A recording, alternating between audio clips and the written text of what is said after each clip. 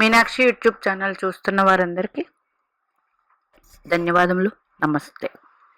చాలా వీడియోలు చేసి పెడుతూ ఉన్నాను. మరి నచ్చినట్లయితే లైక్ చేయండి, షేర్ చేయండి, సబ్స్క్రైబ్ చేయండి.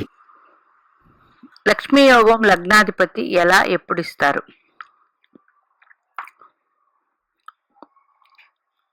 ప్రతి జాతకంలో లగ్నాధిపతి చాలా ముఖ్యమైన వారండి. ఎందుకంటే చాలా ఉదాహరణలు చెప్పున్నాను చాలా వీడియోలో. ఒక గృహం ఉంది, గృహంలో ప్రతి గదికి ఒక పేరు ఉంటుంది.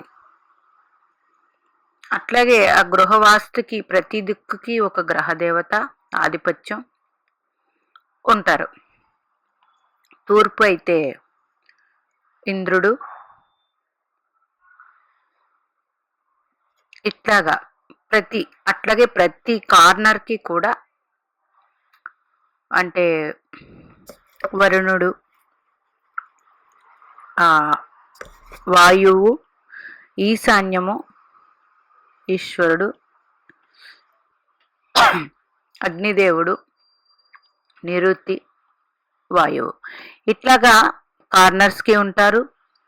అట్లాగే తూర్పు పడమర ఉత్తర దిక్కులకి కూడా ఉంటారు. అంటే ఒక గృహానికి ప్రతి పాయింట్లో ఎలాగైతే ఆధిపత్యాలు వచ్చాయో గృహం అనేది ఒక హెడ్, అంటే లగ్నం లాగా. ఈ 12 భావాలకి గృహం ఏదంటే లగ్నమే. లగ్నము మెయిన్ డోర్. అట్లాగా మెయిన్ డోర్ గృహాన్ని ఎంత ప్రాముఖ్యమైనదో జాతక చక్రం 12 భావాలలో లగ్నం అంత ప్రాధాన్యం. ఇప్పుడు లగ్నాధిపతి ఎలా ఎప్పుడు లక్ష్మీ యోగాన్ని ఇస్తారంటే, లగ్నాధిపతి ఏ రాశిలో ఉన్నారో చూడండి. 1, 2 ఆ రాశి అధిపతి కారక ప్లేసులు ఉంటాయి. అంటే ఇప్పుడు లగ్నాధిపతి కుజుడింట్లోనే కుజుడు ఉన్నారు. కుజుడికి కారక ప్లేస్లు ఏంటి? 3, 6 కదా. 3, 6 అట్లా అనమాట. ఓకే, ఇప్పుడు ఉదాహరణ తీసుకుంటే ఒక మకర లగ్న జాతకులు శని భగవానుడు కుంభంలో ఉన్నారు. అంటే రాశ్యాధిపతి శనే. మరి ఈ శని భగవానుడు కారక ప్లేస్లు ఏంటి? 12, 8. అంటే ఈ లగ్నాధిపతి 8వ భావంలో ఉన్న గ్రహాలకి 12వ భావంలో ఉన్న గ్రహాలకి బలం అందిస్తాడు. ఓకేనా? ఒకవేళ లేవండి మాకు లేవు, ఎట్లా? 8వ భావాధిపతిని 12వ భావాధిపతిని తీసుకోండి. ఆ గ్రహ దశలో వచ్చిన శని భగవానుడు మీకు లక్ష్మీ యోగాన్ని ఇస్తారు. ఇట్లా అన్నమాట. ఇప్పుడు జాతక చక్రంలోకి వెళ్తే మేష వృశ్చిక రాశులకు అధిపతి ఎవరు? కుజగ్రహం. వృషభ తులలకు అధిపతి ఎవరు? శుక్రగ్రహం. మిథున కన్యలకి బుధుడు, కర్కాటకానికి చంద్రుడు, సింహానికి రవి. ఈ రవిచంద్రులకి ఒకే గృహం ఉంటుంది, అంటే ఒకే రాశి.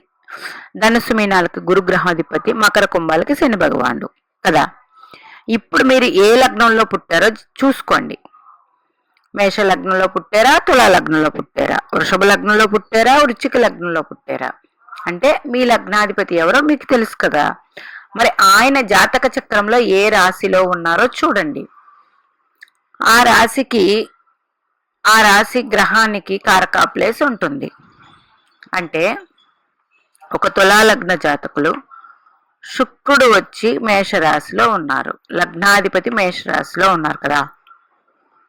మేషరాశికి అధిపతి ఎవరు? కుజగ్రహం. అంటే అప్పుడు 3, 6 స్థానాల్లో ఉన్న గ్రహ దశలు మంచి లక్ష్మీ యోగాన్ని ఇస్తాయి మీకు. ఓకేనా? లగ్నాధిపతి కుజుడింట్లో ఉన్నారు కాబట్టి కుజుడు రాశి అధిపతి. కుజుడు కారక ప్లేసుల్లో గ్రహాలు ఉంటే బాగుంటది. ఒక కుంభలగ్న జాతకులు లగ్నాధిపతి వచ్చి శని భగవానుడు, ఆయన 12వ ఇంట్లో ఉన్నారు. ఇప్పుడు చెప్పుకున్నది ఏంటి? స్వరాశిది మకర రాశి. అంటే 12 అంటే అష్టమంలో ఉన్న గ్రహాలు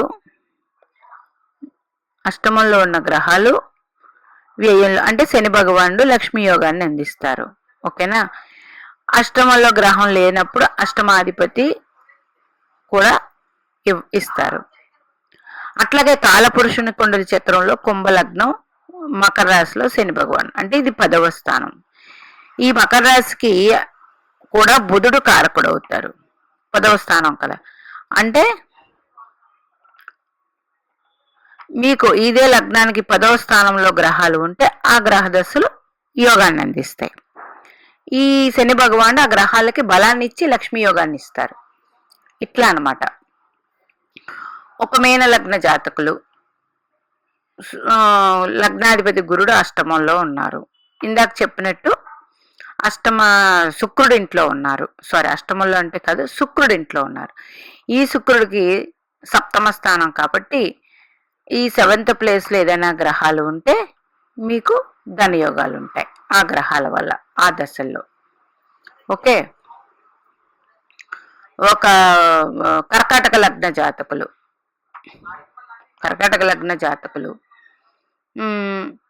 మళ్ళీ లగ్నాధిపతి వచ్చి చంద్రుడు మకరంలో ఉన్నారు. చంద్రుడు మకరంలో 7మంలో ఉన్నారు. అంటే లగ్నాధిపతి వచ్చి 7మంలో ఉన్నారు. ఇక్కడ ఈ రాశి అధిపతి ఎవరు? శని భగవానుడు కదా. ఈ శని భగవానుడు అన్నప్పుడు అష్టమంలో వ్యయంలో ఉన్న గ్రహ దశలు యోగాన్ని ఇస్తాయి. అంటే కుంభరాశిలో ఉన్న గ్రహాలు ఏమైనా ఉంటే చంద్రుడు శని భగవాన్ రాశిలో ఉన్నారు కాబట్టి అప్పుడు ఆ గ్రహ దశలు యోగాన్ని ఇస్తాయి. అట్లాగే అదే కర్కాటక లగ్న జాతకులు చంద్రుడు ఇక్కడ ఉన్నారు కదా, మకర రాశి, అంటే మళ్ళీ కాలపురుషుని చక్రంలో 10, అంటే 10వ భావంలో మీకు ఏదైనా గ్రహాలు ఉంటే అవి కూడా యోగాన్ని ఇస్తాయి. ఇట్లాగ లగ్నాధిపతి లక్ష్మీ యోగాన్ని పలు విధాలుగా పలు రకాలుగా అందిస్తారండి. అంటే లగ్నం అంటే మనమే కాబట్టి అక్కడ లగ్నాధిపతి ఉండడం వల్ల ఆ భావకారకులు ఎవరైతే అయ్యారో ఆయన మీ లగ్నం నుంచి ఆయన కారకా ప్లేస్లో గ్రహాలు ఉంటే ఇట్లా లగ్నాధిపతి వారికి బలాన్ని ఇచ్చి మంచి అభివృద్ధిని ఇస్తారు. అందుచేత లగ్నాధిపతి ఈ విధంగా అదే లగ్నాధిపతి మీనంలో కానీ ధనస్సులో కానీ ఉన్నారనుకోండి, అది శత్రురాశి అయినప్పటికీ కూడా ఈ రెండిటికి గురువు రాసుల్లో ఉన్న వాళ్ళు అదృష్టవంతులు. ఎందుకు? ఈయనకి 4 భావాలకి కారకా ప్లేస్లు వచ్చాయి. ఒక సంస్థ ఉంటుంది, ఆ సంస్థలో ఎంతమంది అండి? చాలా మంది పనిచేస్తూ ఉంటారు. అందులో పలు రకాలుగా పోస్టులు ఉంటాయి. అందులో మెయిన్ ట్రెజరర్, అంటే ధనస్థానానికి ఆధిపత్యం వచ్చిన వారికి అయితే ఆ పోస్టు మరింతగా బాగుంటుంది. అట్లాగే ఈ గురుడికి ధనస్థానానికి, పంచమానికి, భాగ్యానికి, లాభానికి గురువుకి కాలపురుషుని చక్రంలో ఈ 12 భావాలకి 4 భావాలకు ఆధిపత్యం గురుడికి ఇచ్చారు కాబట్టి గురు రాశుల్లో మీ లగ్నాధిపతి వెళ్ళి కూర్చున్నప్పుడు మీ జన్మజాతక చక్రంలో 2, 5, 9, 11 భావాల్లో గుర్తుపెట్టుకోండి, ఇక్కడ రాస్తున్నాను. ఎవరికైనా సరే లగ్న అధిపతి గుర్తుపెట్టుకోండి, మీనంలో కానీ ధనస్సులో కానీ ఉంటే ఎవరు? లగ్నాధిపతి అంటే గురుగ్రహం అయ్యారు. గురుగ్రహానికి 2, 5, 9 ద్వితీయ పంచమ భాగ్య లాభభావానికి కారకుడైన జన్మజాతక చక్రంలో ఇట్లా లగ్నాధిపతి గురు రాశుల్లో ఉన్నప్పుడు మీ అదే జన్మజాతక చక్రంలో 2వ భావం, 5వ భావం, 9వ భావం, 11వ భావంలో గ్రహాలు ఉంటే 100% ఆ గ్రహ దశలు యోగాన్ని ఇస్తాయి. అదే ధనుసు మీనము, గురుగ్రహమే ధనుసు మీనాల్లో ఉంది లగ్నాలు అయ్యి అంటే వెరీ గుడ్ జాతకం ఇది. ఇలా ఇప్పుడు ధనస్సు లగ్నం, గురుడు ధనస్సు రాశిలోనే ఉన్నారు. ఓకే, ఇక్కడి నుంచి 1 2 3 4 5 9 అంటే మేషరాశిలో గ్రహాలున్న 11, సింహరాశిలో గ్రహాలున్న, తులారాశిలో గ్రహాలున్న ఆ గ్రహ దశలు యోగాన్ని ఇస్తాయి. 100కి 100% యోగాన్ని ఇస్తాయి. అదే మీనలగ్న జాతకులు, ఈ ఉదాహరణ ఎందుకు చెప్పుకున్నానంటే గురుడు ఇక్కడే ఉన్నారు. 5వ స్థానం కర్కాటక రాశి అయింది. ఓకే, పంచమాధిపతి అయ్యాడు చంద్రుడు, మరి భాగ్యాధిపతి కుజుడు అయ్యారు, లాభాధిపతి శని భగవానుడు అయ్యారు. ఈ మకరంలో గాని, వృశ్చికంలో గాని, కర్కాటకంలో గాని ఏ గ్రహాలు ఉన్నా అవి యోగాన్ని ఇస్తాయి. రెండవది పంచమాధిపతి, భాగ్యాధిపతి చంద్రకుజులు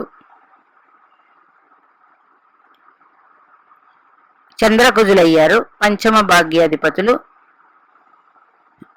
వీళ్ళు గాని లగ్నం నుంచి 2, 5, 9, 11లో ఉంటే చాలా అదృష్టవంతమైన, చూడండి 2 అంటే మేషరాశి అయింది. మరి ఇక్కడ చంద్రకుజులు నీచ కదండి, ఇక్కడ పంచమంలో ఉంటే ఇక్కడ చంద్రుకి స్వక్షేత్రం కదా, అందుకని నీచ భంగ రాజయోగం ఏర్పడుతుంది. ఇక్కడ వృచ్చికానికి స్వక్షేత్రం. మకరంలో కుజుడు ఉచ్చు పొందుతారు. ఎంత అద్భుతం అండి జాతకం. అట్లాగా యోగాన్ని ఇస్తాయి. ఇది సూక్ష్మంగా ఆలోచించగలిగితే 100% అర్థమైపోతుంది. మీ జన్మ జాతక చక్రంలో లగ్నాధిపతి ఏ రాశిలో ఉంటారో ఆ రాశికి, ఆ గ్రహానికి కారకం ఉంటుంది కదా, ఆ కారక ప్లేస్ లో గ్రహాలు ఉంటే యోగా ఇస్తాయి. ఆ కారక ప్లేసు అధిపతి మీ జన్మ జాతక చక్రంలో లగ్న పంచమ భాగ్యాధిపతి అయినా చాలా అదృష్టమైన జాతకం ఇది. అంటే ఎట్లా అంటే మళ్ళీ చెప్తాను, ఇదే మీన లగ్నం అండి, గురుడు వచ్చి పంచమంలో ఉన్నారు, చంద్రుడి రాశిలో. ఓకే, చంద్ర రాశిలో గురుడు ఉన్నారు, ఉచ్చు పట్టినట్లే. ఇక్కడ చంద్రుడి రాశి కర్కాటకం 4 అంటే మీనం, మేషం, వృషభం, మిథునం 4వ స్థానంలో ఏదైనా గ్రహాలు ఉంటే ఈ చంద్రుడు 100%, గురుడు ఇక్కడ యోగాన్ని అందిస్తారు. అదే పంచమంలో కర్కాటకంలో గురుడు ఉచ్చపట్టి, ఓకే, అదే 4లో గ్రహాలు ఉంటే గురుడు ఉచ్చపట్టి ఉండడం ఒకటి, అదే కర్కాటక రాశ్యాధిపతి కూడా చంద్రుడు ఇక్కడే ఉంటే ఇది గజకేసరి యోగం. అప్పుడు మీకు 4లో ఏదైనా గ్రహాలు ఉంటే ఆ యోగాన్ని ఈ గ్రహం అందుకుంటుంది. 100% యోగవంతమైన జాతకం. ఈ వీడియో అర్థం అవ్వకపోతే మరొకసారి వినండి, అతి సులువుగా అర్థమవుతుంది. ఇప్పుడు కన్యా లగ్న జాతకులు, బుధుడు లగ్నంలోనే ఉన్నారు. ఈ రాశ్యాధిపతి ఎవరు? బుధుడే. అప్పుడు మిథున రాశిలో దశమ క్షేత్రంలో ఏదైనా గ్రహాలు ఉంటే ఈ బుధుడు 100% యోగాన్ని అందిస్తారు. ఓకేనా? ఆ గ్రహాలకి సింహ లగ్నం తీసుకుందాం. ఓకే, సింహ లగ్న జాతకులు రవి గ్రహం. సింహ లగ్న జాతకులు రవి గ్రహం వచ్చి వృశ్చికంలో ఉన్నారు అనుకుందాం. దీని అధిపతి ఎవరు? కుజగ్రహం. అప్పుడు సింహలగ్నం నుంచి 3లో గాని 6లో గాని గ్రహాలు ఉంటే, ఓకే, 3లో కానీ 6లో కానీ గ్రహాలు ఉంటే వృశ్చిక రాశిలో రవి ఉన్నప్పుడు తీసుకోండి. 3వ స్థానంలో 6వ స్థానంలో గ్రహాలు ఉంటే అవి లగ్నాధిపతి రవి ఆళ్ళకి బలం ఇచ్చి 100% యోగవంతమైన జాతకం అవుతుంది.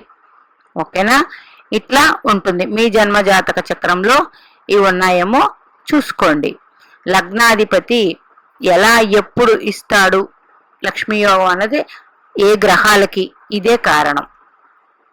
ప్రతిదీ ఇంటర్లింక్ ఉంటుందండి. జాతకం అంటే ఇట్లా చూసి ఈ గ్రహం ఈ రాశిలో ఉన్నారు శత్రుక్షేత్రంలో, అందువల్ల మీకు లగ్నాధిపతి బలం అది కరెక్టే, కానీ వేరే విధంగా కూడా అందించడం అనేది ఈ రకంగా కూడా ఉంటుంది. మీనాక్షి దేవి ఆశీస్సులు మనందరి మీద ఉండాలని కోరుకుంటూ నమస్తే.